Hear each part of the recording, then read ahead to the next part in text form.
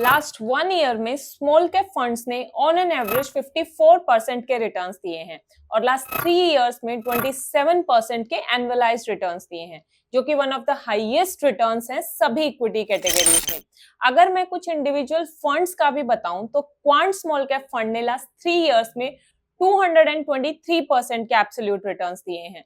HDFC small cap ने 140% के, Invesco ने 138% के और आदित्य बिरला, जिसने सबसे खराब परफॉर्म किया है स्मॉल कैप फंड्स में, उसने भी 91% के एब्सोल्यूट रिटर्न्स दिए हैं।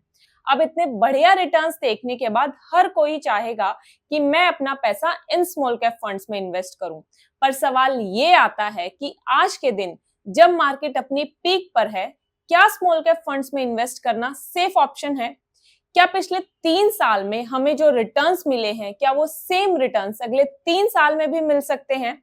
तो आज के इस वीडियो में हम यही देखेंगे और इसे समझने के लिए मैं ये 6 पॉइंट्स कवर करूंगी। इन सारे पॉइंट्स को समझने के बाद आपको बिल्कुल क्लियर हो जाएगा कि हमें स्मॉल कैप फंड्स में इन्वेस्ट करना चाहिए या नहीं। तो शुरू करते हैं हमारे फर्स्ट पॉइंट से, inflow and outflow of funds. एक बार मैं आपको स्मॉल कैप फंड्स की पिछले 3 सालों की थोड़ी हिस्ट्री बताती हूँ, जिससे आपको ये पता चलेगा कि इस फंड में लोगों ने कितना पैसा इन्वेस्ट किया है।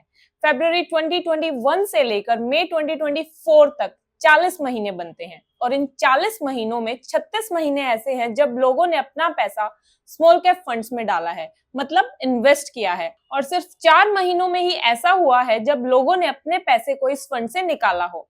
और इन 4 महीनों में भी एक भी महीना ऐसा नहीं है जिसमें 500 करोड़ से ज्यादा का नेट आउटफ्लो हुआ हो, जबकि अकेले जून 2023 में जो नेट इनफ्लो था वो 5,471 करोड़ का था।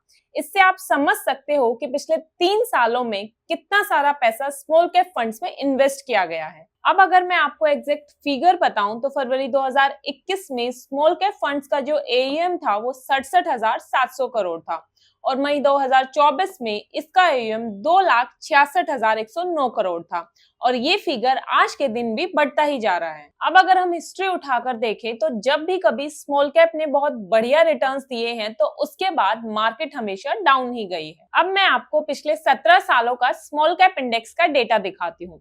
तो इस टेबल में आप देखो, इसमें 2007 से लेकर 2023 तक इन 17 सालों में 7 बार ऐसा हुआ है जब स्मॉल कैप इंडेक्स ने 40% से ज्यादा रिटर्न्स दिए, और जिन सालों में ऐसा हुआ है उस साल के अगले साल स्मॉल कैप इंडेक्स ने हमेशा बिलो एवरेज रिटर्न्स दिए हैं और बहुत बार तो नेगेटिव रिटर्न्स दिए हैं। जैसे 2007 में 97% के रिटर्न्स दिए और उससे अगले साल 2008 में नेगेटिव रिटर्न्स दिए 68% के। फिर 2009 में 117% के रिटर्न्स दिए और 2010 में सिर्फ 17% के। फिर 2012 में 40% के रिटर्न्स दिए हैं और 2013 में दोबारा नेगेटिव रिटर्न्स, 2014 में 71% और फिर 2015 में सिर्फ 11%। ऐसे ही आप 2017 में देखो 58% के और उससे अगले साल -26%, और अभी रिसेंट 2021 में 63% के और फिर 2022 में -2% और अब 2023 में 48% के रिटर्न्स दिए हैं। अब अगर मैं ट्रेंड के हिसाब से चलूं तो 2024 में हमें बहुत अच्छे रिटर्न्स एक्सपेक्ट नहीं करने चाहिए, बट फिर भी हम सिर्फ इस ट्रेंड के भरोसे नहीं रहेंगे कि हमें अभी स्मॉल कैप्स में इन्वेस्ट करना चाहिए या नहीं।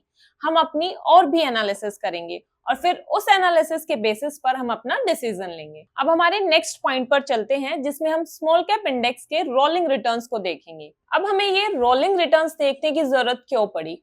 क्योंकि देखो, स्मॉल कैप फंड्स ने लास्ट 1, 3 और 5 इयर्स में 54, 27 और 26% के रिटर्न्स दिए हैं।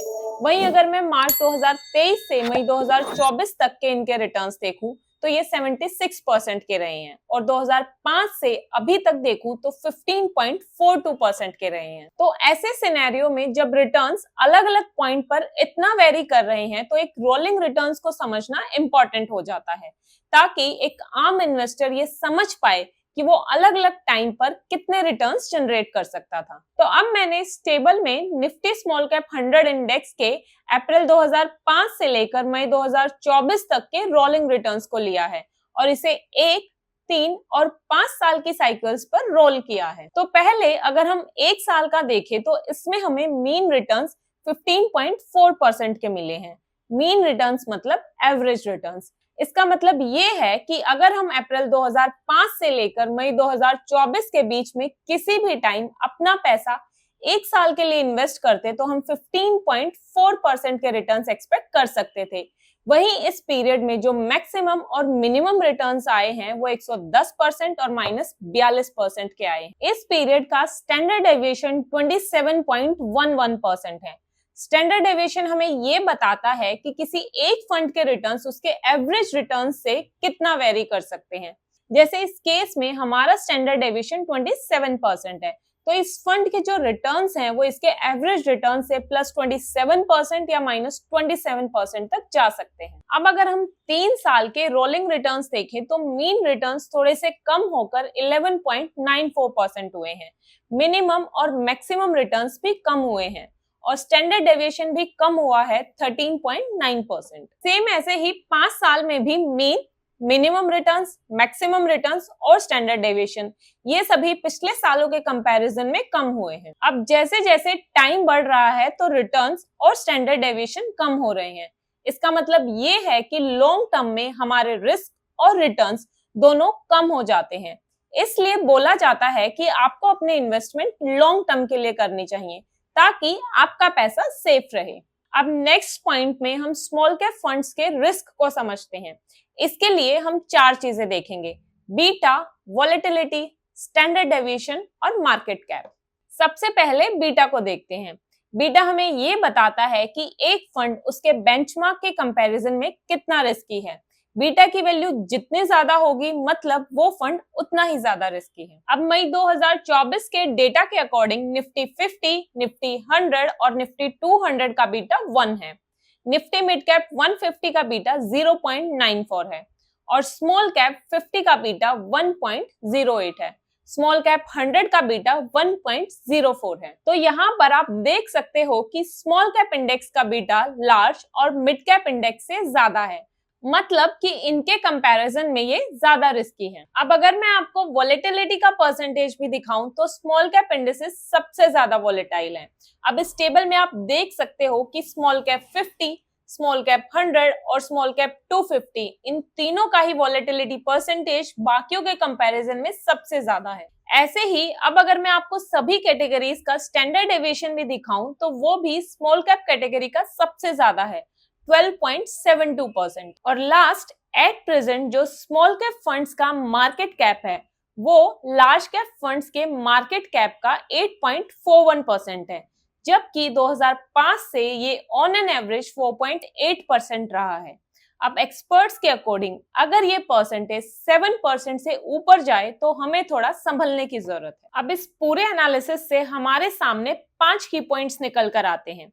इन 5 की पॉइंट्स के बेसिस पर आप अपना इन्वेस्टमेंट डिसीजन ले सकते हो। फर्स्ट पॉइंट, अगर आपका टाइम फ्रेम 3 साल तक का है तो अभी स्मॉल कैप में इन्वेस्ट करना अवॉइड करो, क्योंकि चांसेस हाई हैं कि शायद स्मॉल कैप से इतने बढ़िया रिटर्न्स अगले 2-3 साल में ना मिले। Second point, first time investors जो हैं वो अपनी इन्वेस्टमेंट लमसम के बजाय एसआईपी से स्टार्ट करें, क्योंकि अभी मार्केट बुलिश है और इस बुलिश मार्केट में पूरा पैसा एकदम नहीं डालना चाहिए। थर्ड पॉइंट, जो एग्जिस्टिंग इन्वेस्टर्स हैं जिनकी एसआईपी ऑलरेडी चलने लग रही है वो अपनी एसआईपी का अमाउंट इंक्रीज ना करें, थोड़ा सा मार्केट करेक्शन का वेट करो और करेक्शन में आप अपनी एसआईपी को इंक्रीज कर सकते हो। फोर्थ पॉइंट, अब मैंने बहुत सारे लोगों का देखा है कि वो एक ही कैटेगरी के 3-4 फंड्स में अपना पैसा इन्वेस्ट करते हैं। जैसे स्मॉल कैप कैटेगरी है तो 3-4 फंड्स स्मॉल कैप कैटेगरी के ही ले लिए। अब ऐसा मत करो, एक कैटेगरी में maximum 2 funds more than sufficient हैं और इन 2 फंड्स में भी ये देखो कि इन दोनों फंड्स के टॉप 3 सेक्टर्स और जो टॉप 10 होल्डिंग्स हैं वो ओवरलैप ना हो। And last point, small cap stocks में अपने पोर्टफोलियो का 10 to 25% तक ही इन्वेस्ट करो। अगर आपको रिस्क नहीं लेना तो 10% और अगर थोड़ा रिस्की खेलना चाहते हो तो 25%। तो ये थी मेरी आज की वीडियो। अगर आपको वीडियो अच्छी लगी तो इसे लाइक जरूर करें और अपने फ्रेंड्स और फैमिली के साथ शेयर करें। Thank you so much for watching. मिलते हैं अगली वीडियो में।